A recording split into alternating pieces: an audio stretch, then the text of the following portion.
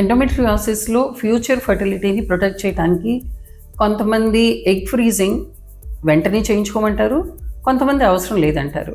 మరి ఇది అసలు ఎవరిలో అవసరమో, ఇది ఎందుకు కావాలి అనేది ఇవాళ తెలుసుకుందాం. ఎండోమెట్రియాసిస్లో కంటిన్యూస్గా పెల్విక్ ఇన్ఫ్లమేషన్ అనేది ఉంటుంది. అట్లాగే ఈ ఓవరీలో కనుక సిస్ట్లు పెరిగే కొద్దీ ఎగ్ రిజర్వ్ తర్వాత తగ్గవచ్చు. దాంతో కూడా ప్రెగ్నెన్సీ అవకాశాలు సమయంతో పాటు తగ్గుతూ ఉండొచ్చు. అట్లాగే సిమ్టమ్స్ అనేవి పెరుగుతూ ఉండొచ్చు. సో తర్వాత ఏదైనా మేజర్ సర్జరీస్ అవసరమైనా రిజర్వ్ తగ్గే రిస్క్లు ఉంటాయి.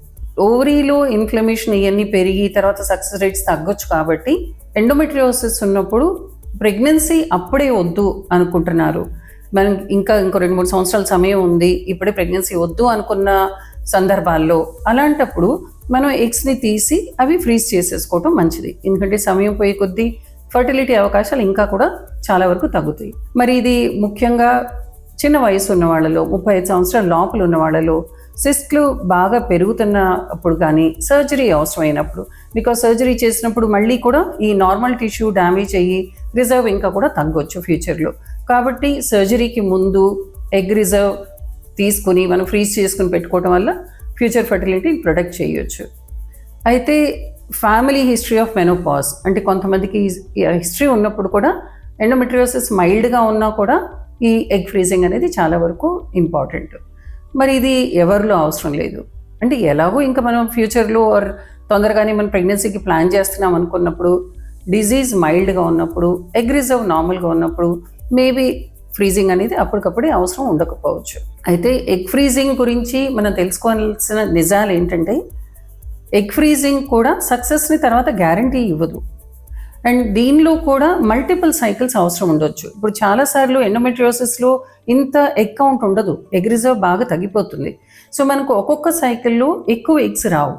అండ్ దాదాపుగా 10-12 ఎగ్స్ కనుక మనం రిట్రీవ్ చేసి ఫ్రీజ్ చేయగలిగితే ఫ్యూచర్ ఫర్టిలిటీకి ప్రెగ్నెన్సీ అవకాశాలు బెటర్గా ఉంటాయి. మరి తక్కువ వచ్చినప్పుడు మల్టిపుల్ సైకిల్స్ అవసరం పడవచ్చు. సో మనం తర్వాత ప్రెగ్నెన్సీ అవకాశాలు పెంచుకోవాలంటే కొంచెం ఎక్కువ నంబర్లో ఎగ్స్ ఫ్రీజ్ చేసుకుని మల్టిపుల్ సైకిల్స్ ద్వారా కూడా అవసరం పడవచ్చు.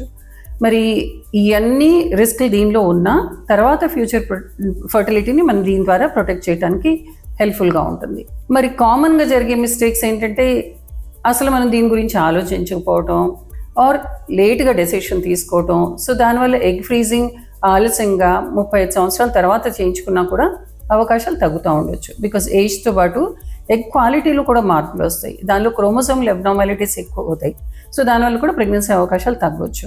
సో ఎగ్ ఫ్రీజింగ్ ప్రతి మహిళకి అవసరం లేకపోయినా ప్రెగ్నెన్సీ అప్పుడే వద్దు, ఎండోమెట్రియోసిస్ డెఫినెట్గా ఉంది అనుకున్నప్పుడు మాత్రం వీలైనంత వరకు ఎర్లీగా ఎగ్ ఫ్రీజింగ్ చేసుకోవటం వల్ల ఫ్యూచర్ ఫర్టిలిటీని మనం ప్రొటెక్ట్ చేసుకోవచ్చు.